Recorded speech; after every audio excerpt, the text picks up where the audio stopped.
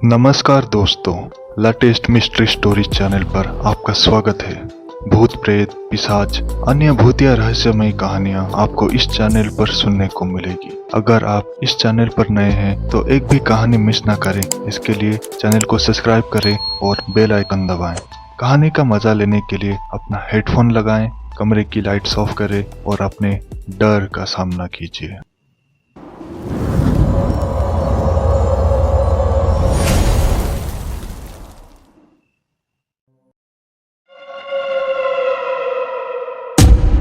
नमस्कार दोस्तों, मेरा नाम विजय है और मैं ओडिशा का एक छोटे से गांव का रहने वाला हूं। आज मैं आपको आज से 60 साल पहले हमारे साथ घटी एक खौफनाक डरावनी कहानी सुनाने जा रहा हूं, जिसका आतंक से पूरा गांव के साथ साथ आसपास के गांव भी परेशान थे।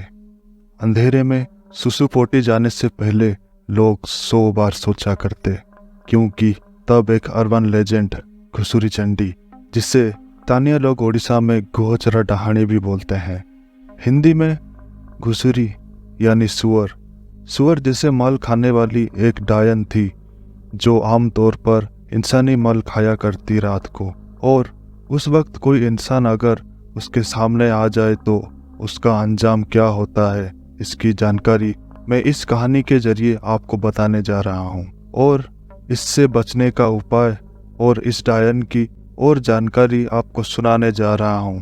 अब कहानी ध्यान से सुनिए। आज से 60 साल पहले हमारे गांव आज जैसा विकसित नहीं था।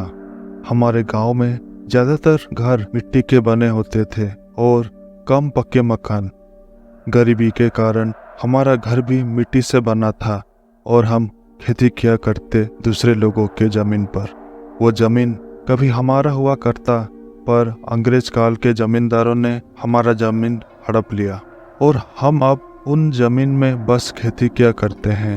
हम यानी हम दो भाई, मेरे बड़े भैया जय और मैं विजय।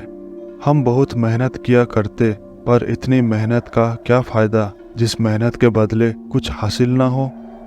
बस हमारा गुजारा चल जाती है। बड़े भैया की उम्र गुजर रही थी और उनकी शादी भी नहीं हो पा रही थी। कोई घर वाले उन्हें लड़की देना भी नहीं चाहते, क्योंकि हम बहुत ही ज्यादा गरीब थे। हम गरीब जरूर थे, पर हम ईमानदार थे, शांति प्रिय थे।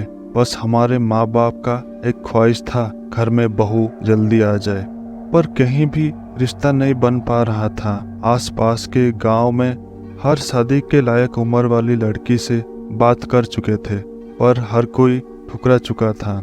हर जगह यही सुनने को मिलता, जिसके पास जमीन नहीं, धन नहीं, वो कहाँ से हमारे बेटी को संभाल पाएगा। और हमेशा खाली हाथ लौट आते और उनकी नज़र में और कोई लड़की बची ही नहीं थी और उनको उम्मीद भी नहीं थी कहीं कुछ उनका रिश्ता बन पाए। ऐसे हताश होके मेरी माँ किसी पड़ोस के रिश्तेदार के आगे लड़की ढूंढने की बात की। तब वो मौसी दूर किसी गांव में, जहां हमारा पहचान के लोग भी नहीं रहते, थोड़े अंदरूनी जंगल वाला घर है, वहां एक अनाथ लड़की रहती है। उससे रिश्ता कर दो तो उस बेचारी के भाग्य भी खुल जाएंगी, उसे भी एक परिवार मिल जाएगा। तब मेरी माँ के आंखें चमक गई और एक उम्मीद दिखाई दिया। वो उस मौसी के साथ मेरी माँ और बड़े भैया देखने गए। एक बैलगाड़ी में मेरी माँ और वो मौसी बैठे और मेरा भाई उस बैलगाड़ी को चला रहा था। हमारे गांव से सुबह के 5 बजे हमने सफ़र शुरू किया था और हम वो गांव दोपहर के करीब 2-3 बजे पहुंचे। उस लड़की का घर गांव से थोड़ा अलग, उस जंगल के अंदर हमें चल के जाना पड़ा। वहां एक लकड़ी का छोटा सा घर था, जिसके दरवाज़ा बंद था। मैंने घर के ऊपर देखा, मक्खियाँ भिनभिना रही थी। वो साथ में आई मौसी ने दरवाज़ा खटखटाया। वो पुकारा, माया, माया बेटी। थोड़ी देर बाद आवाज़ आई, कौन है? मैं गीता मौसी। तब वो सूखी लकड़ी का दरवाज़ा धीरे से खुला और अंदर से एक दुबली पतली लड़की, जिसके बाल बिखरे हुए थे, ओंठ उसका कोयले जैसा काली, चेहरा मुरझाया हुआ, आंख के नीचे भी काली हो गई थी और उससे एक भयानक बदबू आ रही थी। उसे देख गीता मौसी बोली, ये क्या माया बेटी, ये क्या हाल बना रखा है। वो लड़की बोली, गीता मौसी, मेरी तबीयत खराब है कुछ दिन से, इसलिए ऐसा लग रही हूँ। मेरा सर भी चकरा रहा है, खाना पीना भी ठीक से नहीं हो पाता, मैं अकेली जो हूँ। ये देख मेरी माँ एक बोरे में बगीचे से लाई फल और सब्जी उसे दे दिया और बोली, बेटी ये खा लो। वो लड़की बोली, नहीं मौसी, मैं नहाई नहीं हूँ, आप घर पे बैठो, मैं नदी में नहा के आती हूँ। और वो नहाने चली गई। भाई, माँ और वो मौसी उसके घर के अंदर गए। उसके घर के अंदर सब चीज बिखरे पड़े थे, कुछ साफ सफाई नहीं, एक बदबू सा आ रहा था। उस घर में एक भी खिड़की नहीं थी। ये देख वो गीता मौसी बोली, घर में खिड़की नहीं है, अंदर से कब से बंद पड़ी थी। बेचारी का तबीयत भी सही नहीं, कोई नहीं है ख्याल रखने के लिए, साफ हवा बाहर से कैसे आएगी, ऐसे घर में ज्यादा रहेगी तो सेहत खराब ही होगा। मेरी माँ बोली, हाँ पर लड़की ऐसे बिहाड़ में सुरक्षित रहेगी, जंगली जानवरों से और कीड़े मकोड़ों से।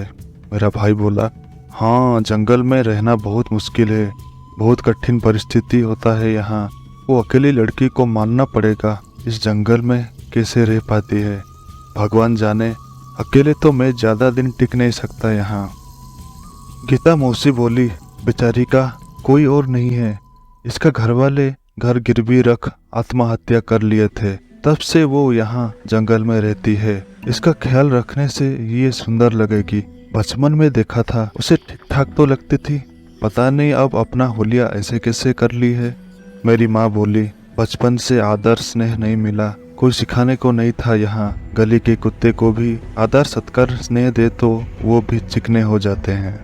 अचानक दरवाजा खुला, माया नदी से नहाकर आ गई थी, शरीर से पानी टपक रहा था, अब वो पहले से थोड़ी साफ सुथरी लग रही थी, पर उसके ओंठ और आंख के नीचे बहुत कालापन पड़ गया था। उसे देख मेरी माँ, जो थोड़ी देर पहले कुछ बोलने को आ रही थी, वो चुप हो गई और उसे बोली, माया बेटी आ गई।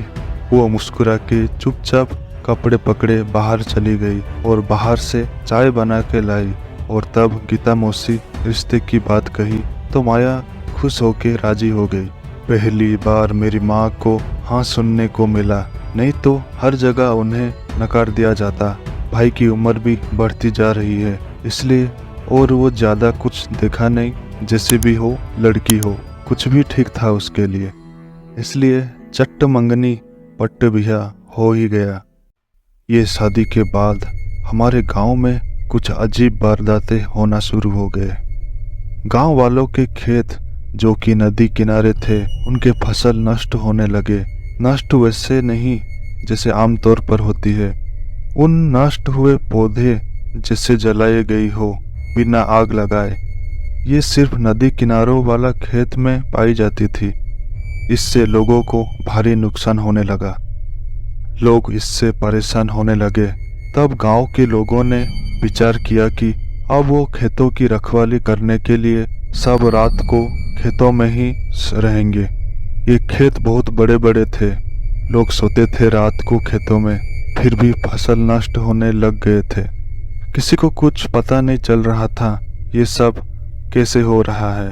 हम दो भाई जिस जमींदार के पास काम किया करते, वो चिंतित हो उठा, उसका सबसे ज्यादा नुकसान होता था, इसलिए वो हमें कहा जो धान और मकई और सब्जी के खेत में पक चुके हैं उसे रात दिन लगा के उसके घर में रख दिया करते। कुछ दिन बाद गांव के छोटे बच्चे भी गायब होने लगे। जो नवजात शिशु 1 से 7-8 महीने के थे वो गायब होने लगे। फिर धीरे धीरे 1 से 5 साल के बच्चे भी गायब होने लगे। ज्यादातर वो बच्चे गायब हो रहे थे जो रात को खेतों में संडास करने जाते थे, और वो नवजात शिशु जो गायब होते थे जब उनके माँ रात को संडास करने जाते और बच्चे को अकेला छोड़ जाते थे घर में, तब बच्चे और महिलाएं रात को डर डर के जाते थे मलत्याग करने वही नदी के पास। तब उन दिनों में गांव में शौचालय नहीं होते थे, सब नदी किनारे खेतों पर ही शौच करने जाते थे। ये अनजान आतंक रहस्य बन के उभरा था। उस रहस्य का पर्दा मैंने ही हटाया था। उस रहस्य का पर्दा जब हटा, मैं पूरी तरह हैरान था। अब आपको सुनाता हूँ मुझे कैसे इस रहस्य पर से पर्दा हटाया। वो गर्मियों की एक रात थी। मैं और मेरा एक साथी आम के बगीचे पर पहरा दे रहे थे। काम करने के बाद थकान हुई, हमें आराम करना था उस बगीचे में। मैं और वो साथी एक जाली वाले खटिया में आराम कर रहे थे। हल्की हल्की हवा के साथ खुला आसमां के नीचे हम हल्की नींद में सोए हुए थे। झिंगुरों की आवाज़ आ रही थी और हम दोनों बातें करते हुए सो गए थे। सोते वक्त मुझे हमारे आसपास जो आम के सूखे पत्ते थे उस पर किसी के चलने की आवाज़ आने लगी और थोड़ी देर बाद मुझे जंगली सुअर जैसे कुरकुराने की आवाज़ आई। मैं और वो गांव का साथी सतर्क होकर अपनी आंखें खोले। क्या जंगली सुअर खेतों को नष्ट तो नहीं करने आ गए? मैं लालटेन पकड़े हम दोनों लाठी लेकर खेतों की ओर भागने लगे। उस दिन पूर्णिमा थी। चांद की रोशनी से भी कुछ कुछ देखा जा सकता था। हमने वो सुअर का घुरघुराने की आवाज़ का पीछा किया। हमने खेतों के बीच एक अजीब परछाई जैसे देखी। जैसे खेतों के बीच उन लंबी घास के पीछे हमने किसी इंसानी पैर जो ऊपर की ओर थे और वो आगे धीरे धीरे बढ़ रही थी। अब वो चलते चलते जब खाली मैदान में पहुंचा तब उसे देख हम दोनों सन्न खड़े थे। हमने देखा कि एक औरत बिना कपड़ों के साथ अपने हाथ के बल पर चल रही थी और अपना टांग ऊपर की ओर करके चल रही थी। हमने ये सब एक आम के पेड़ के पीछे से देख रहे थे। उसकी नज़र दूसरी ओर थी और उसका ध्यान कुछ खाने में लगा था, पर कम रोशनी में हमें कुछ पता नहीं चल रहा था। हम उसे देखना चाहते थे, इसलिए हम उन खेतों के बीच घास और फसल के बीच छिपते हुए आगे बढ़ रहे थे, जिससे उसकी नज़र हम पर ना पड़े। हमने एक सुरक्षित दूरी पर रहकर उसे देख रहे थे। हमने देखा कि वो औरत सुअर की आवाज़ करते हुए वो इंसानी मल को खा रही थी और खाने के बाद अपने हाथों के सहारे चल के आगे बढ़ने लगी। आगे बढ़ते बढ़ते वो घुकराने लगी और जल्दी जल्दी दो हाथों से भागने लगी नदी की ओर। हमें उसका चेहरा देखना था। कौन है ये औरत? हमें कुछ पता नहीं चला, इसलिए हम और पीछा किए। वो नंगी औरत हाथों के सहारे भाग रही थी और उसके पैर ऊपर थे। भागते भागते वो नदी के पानी में छलांग लगा के डूब गई। बहुत समय तक वो डूबी रही और अचानक पानी से सीधा साधारण औरत की तरह निकली।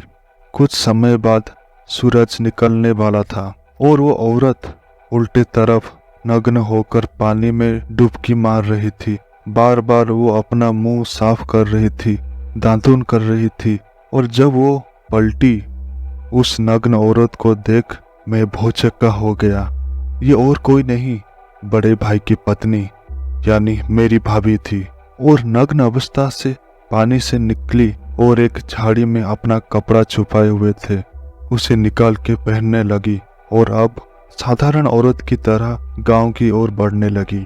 अब हम दोनों पीछा कर रहे थे, उसे मालूम नहीं था। वो सीधा हमारे घर के द्वार के पास पहुंची। घर के बाहर तुलसी का पौधा था। उसने कुछ पत्ते तोड़कर अपने मुंह पर रखी और चबाते हुए घर के अंदर प्रवेश किया। फिर हम दो दोस्त ये सब देख के वहां हैरान परेशान हो गए। मेरी भाभी ये सब क्या कर रही है? मैं कुछ समझ नहीं पा रहा था। मुझे ये सब अपने बड़े भैया को बताना था, इसलिए मैं कुछ घंटे का इंतजार किया। फिर मैंने सामान्य लौटने के वक्त पे घर आया और गुप्त रूप से भैया को कल की रात जो जो हमने देखा वो सब बताया। भैया इस पे यकीन नहीं कर रहे थे, इसलिए मैंने उन्हें मेरे साथ गए हुए वो दोस्त से बात करवाई। फिर भी अपनी पत्नी के बारे में ऐसे सुन के अच्छा नहीं लगा, इसलिए हम तीनों ने एक फैसला किया। आज रात सोते वक्त मैं वो दरवाजा बाहर से ताला लगा दूंगा। देखते हैं अब वो कैसे बाहर जाएगी रात को। जब रात हुई, भाभी खाना खाकर अपने कमरे में सोने गई। भाई और मैं आज खेत की रखवाली करने जा रहे हैं बोल के हम दो निकल गए। थोड़ी देर बाद चुपके से वापस आकर हमने वो सोए हुए कमरे के दरवाजे पर बाहर से ताला लगाकर चुपके से पड़ोसी के घर जाकर देख रहे थे हमारे घर को।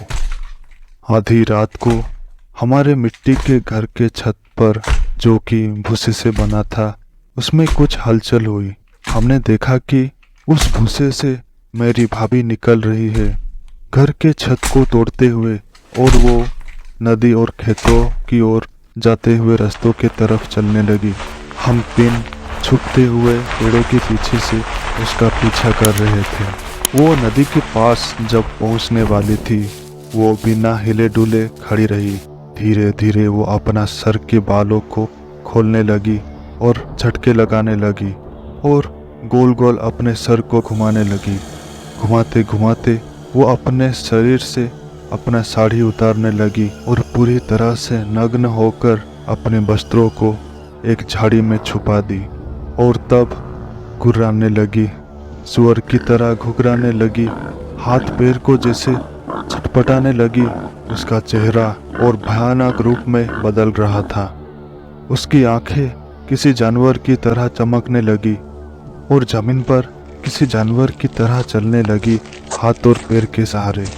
आगे चलते चलते तेजी से बढ़ने के लिए और अपना टांग ऊपर की और हाथों के सहारे भागने लगी खेतों की ओर गुर्राते गुर्राते। वो सूंघ सूंघ के इंसानी मल जहाँ जहाँ था उसे खाने लगी। उसकी जीभ लंबी हो गई थी और वो मल को आइसक्रीम की तरह चाटते चाटते खा रही थी और उसके मुंह से लार टपक रही थी।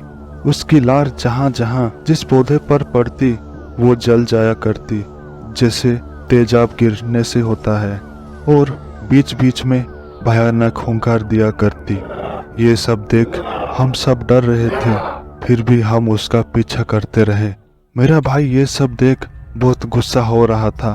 वो उसके सामने जाकर उसकी पत्नी को चांटा लगाना चाहता था, पर हम दो उसे रोकने लगे। जय भैया उसे सबक सिखाना चाहते थे, इसलिए उन्होंने भाभी के कपड़े उन झाड़ियों से निकालकर एक पास के एक आम के पेड़ पर बहुत ऊंचाई तक चढ़ गए और ऊपर एक डाली पर कपड़े बांध दिए। जय भैया ऊपर पेड़ पर रहकर बोले, तुम भी पास के पेड़ पर चढ़ जाओ, नीचे रहना, खतरे से खाली नहीं। फिर हम भी जय भाई के आसपास के पेड़ पर चढ़ गए और हम इंतजार कर रहे थे वो डायन को वापस नदी के पास आने के लिए, और अपना कपड़ा जब उसे नहीं मिलेगा तब हम उसकी खबर लेंगे। और हम पेड़ के ऊपर रहकर उसका इंतजार कर रहे थे। इंतजार करते करते हम सो गए थे।